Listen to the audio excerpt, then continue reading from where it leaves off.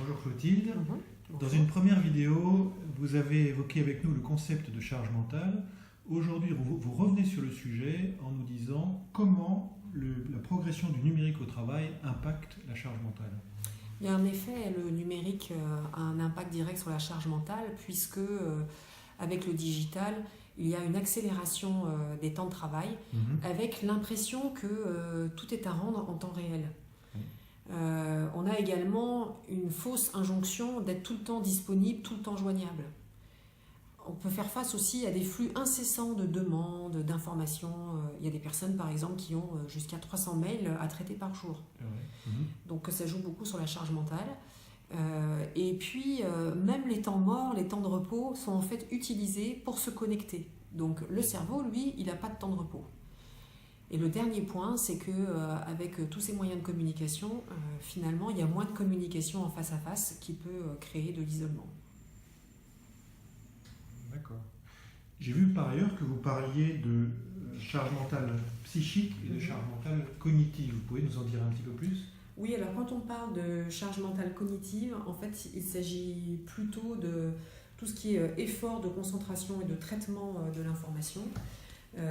Par exemple, comment réagir à des flux de demandes, gérer des informations complexes, traiter différentes tâches en parallèle. Alors que la charge mentale psychique, elle, peut être liée par exemple à l'isolement social, à la perte de sens. Par exemple, l'individu ne voit plus à quoi sert son travail dans quelque chose qui devient abstrait.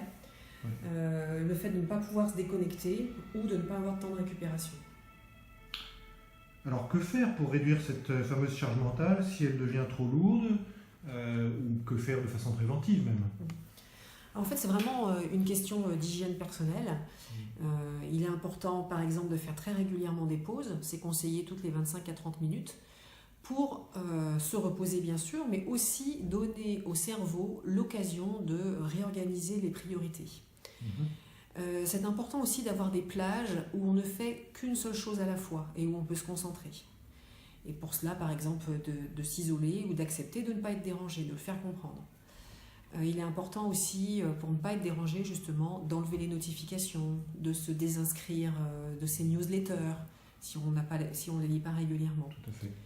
Et puis aussi des choses qui peuvent vraiment nourrir et faire baisser la charge mentale, c'est le fait de faire le point en fin de journée et de se dire tiens, je suis content de tout ce que j'ai réalisé aujourd'hui, de se nourrir de ces petits succès, des avancées, de ce qui a été utile, puisque là, on rejoint la notion de sens.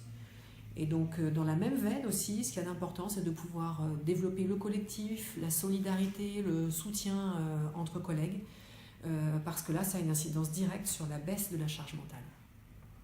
Très bien, merci pour toutes ces pistes qui, je l'espère, seront utiles à ceux qui nous regardent. Merci. Au revoir.